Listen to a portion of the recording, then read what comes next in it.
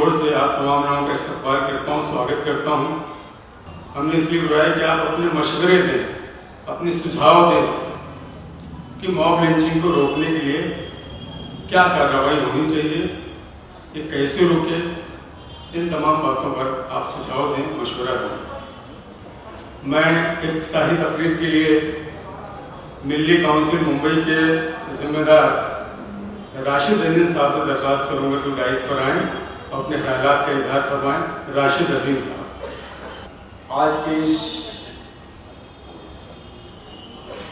हुजूम तशद्दुद मुखालिफ इजलास की इफ्तिताही तकरीर की जिम्मेदारी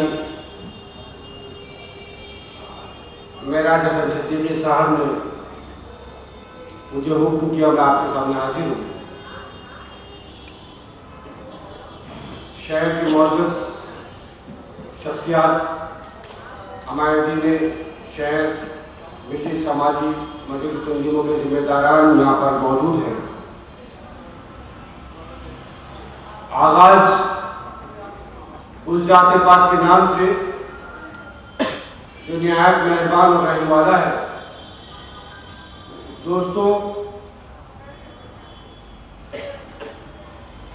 आज़ादी के बाद से लेकर आज तक हम ये देखते हैं कि किस तरह से मुसलमानों के खिलाफ मुसलसल साजिशें होती रही, मुसलमानों की जान और माल को बर्बाद किया जाता रहा। ये और बात है कि इससे पिछली सरकार में कुछ तरीके अलग थे, लेकिन इस सरकार के आने के बाद में और इस सरकार जो RSS सरकार है, भगवा परिवार की सरकार है, इनके तरीके बदल गए। जुल्म पहले भी हम बहुत होता आया है, आज भी हो रहा है, बस जुल्म का अंदाज, उसकी शक्ल बदल गई है। जैसे कि हुजूम तशद्दुद को देश भर में नाम दिया गया मॉब लिंचिंग का,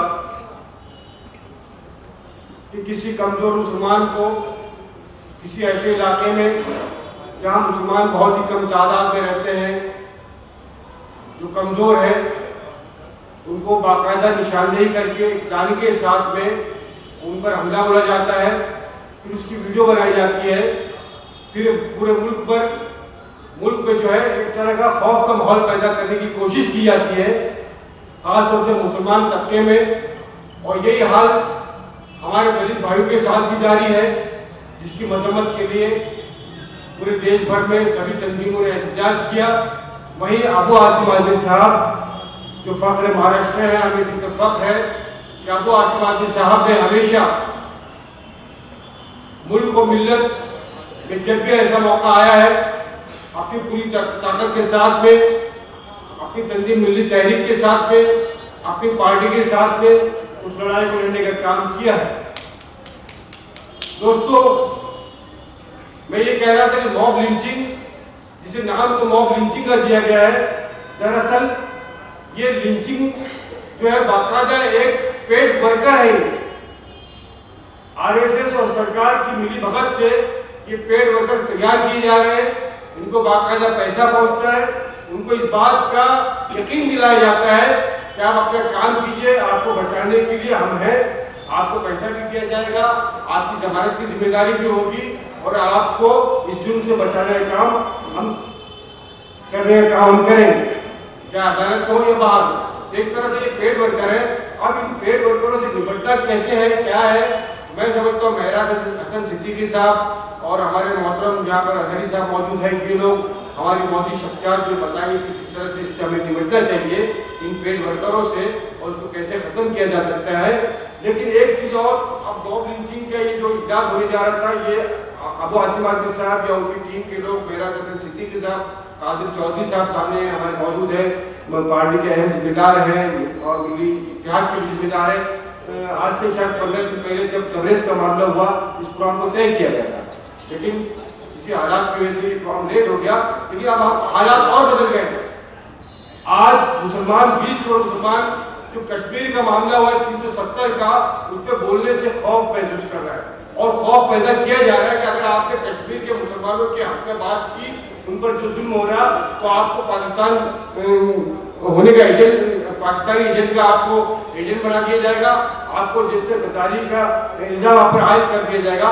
ये कुछ लोगों में खौफ है, लेकिन हम इस बात से यकीन रखते हैं कि जिस दिल में खुदा का खौफ होता, उस दिल में किसी सरकार का या आरएसएस वालों का खौफ हमारे दिल में नहीं हो सकता। हमारे दिल में खुदा का खौफ है, और इंशाल्लाह इस खुदा के खौफ के साथ में दुनिया में जहाँ भी जुल्म होगा इंसान पर, हम आवाज उठाने का काम करेंगे, चाहे कश्मीर में हो, चाहे इराक में हो, चाहे सऊदी में हो, चाहे बोस्निया में हो, चाहे अमेरिका में हो, चाहे चीन में हो, कहीं भी ये जुल्म होगा इंसान के साथ में। किसी एक तबके की मैं बात नहीं कर रहा, मैं पूरी इंसानियत की बात कर रहा हूँ। जहाँ पर इंसान के खिलाफ जुल्म का काम करेंगे, हम उसका एहतजाज यकीनन करेंगे। आज कश्मीर में 370 लागू करके, भाई ठीक है, हम मानते हैं कश्मीर हमारे देश का एक अंग है, हमारे जिस्म का एक हिस्सा है, इसको हम कभी टूटने नहीं देंगे, लेकिन वो कश्मीरी भी हमारे हैं। उन कश्मीरों पे जुल्म होगा तब भी हम खामोश नहीं बैठेंगे। इस बात का इरादा करके आपको यहाँ से उठना होगा। मेरे दोस्तों साथियों, आज ये लिंचिंग जो है 10-20 लोग मिलकर एक मुसलमान को मारते हैं, एक दलित पर हमला करते हैं, लेकिन आज कश्मीर में फौज के जरिए लिंचिंग की जा रही है। आज कश्मीर में मुसलमानों का जुल्म सितम की हद कर दी गई है, जिसको मीडिया नहीं बता रहा है, कुछ प्राइवेट चैनल बता रहे हैं। बीबीसी ने अपनी न्यूज में बताया, उसको पहले तो इन्होंने करार दी कि भाई झूठ है, बीबीसी की खबर गलत है, लेकिन बाद में इन लोगों को मानना पड़ा कि वहाँ पर इस तरह के हालात बने हुए हैं, कश्मीरी एहतजाज कर रहे हैं और उन पर लगातार जुल्म है। ये इस तरह की लिंचिंग को रोकने के लिए भी हमें आवाज उठानी होगी, हमें उन कश्मीरी भाइयों के हक में बोलना होगा, और पाकिस्तान को हमें मैसेज देने की जरूरत नहीं। पाकिस्तान जानता है कि इस मुल्क का मुसलमान अपने मुल्क का वफादार है, और कश्मीर हमारा है, कश्मीर क़यामत तक हिंदुस्तान का हिस्सा रहेगा और हमारे दिलों में रहेगा। अब सवाल ये है कि हुजूमी तशद्दुद के खिलाफ कुछ लोगों ने बहुत मशवरे दिए कि आपको इस बात का हक है कि आप हथियार उठाएं, आपके पास हथियार होने चाहिए, लेकिन हर जुल्म का जवाब हथियार नहीं होता। हर जुल्म का जवाब सिर्फ हम हथियार से या तशद्दुद का जवाब तशद्दुद से नहीं दे सकते। हमें अपने किरदार से भी इस मुल्क में रहने वाले बसने वाले लोगों को बताना होगा कि मुसलमानों का किरदार क्या है। मैं इसकी एक मिसाल पेश करता हूँ। दिल्ली में एक वाक़या हुआ, हो सकता है वो किसी और पार्टी का हो, किसी और पार्टी से वाबस्ता हो, वो उस नौजवान ने वहाँ पर एक गैर मुस्लिम हिंदू, यानी गैर मुस्लिम हमारी हिंदू बहन के साथ में कुछ लोग ज्यादती कर रहे थे, उसके खिलाफ जो है उसको छेड़छाड़ का मामला उसके साथ में कर रहे थे और उसकी बेइज्जती कर रहे थे। लेकिन हमारा एक मुसलमान भाई उठकर आता है, उसकी हिमायत करता है, उस पर हमला कर दिया जाता है। तो मुसलमानों का तो किरदार ये है कि हम तो इज्जत बचाने वालों से हैं, लेकिन आज इस देश में औरतों की इज्जत महफूज नहीं है। आज इस देश में हमारे खवातीन की इज्जत महफूज नहीं है।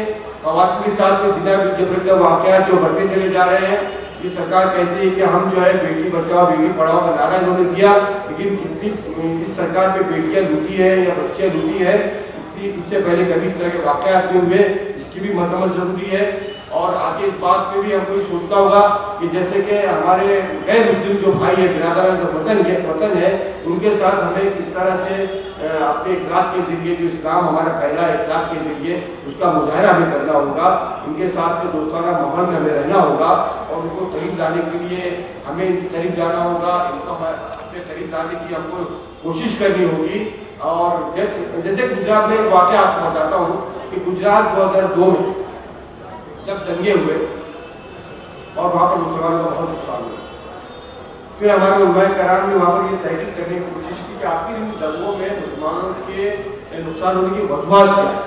तो वजूहात तलाशने में पता चला कि ये जो ब्राह्मण समाज जो होता है, जो ये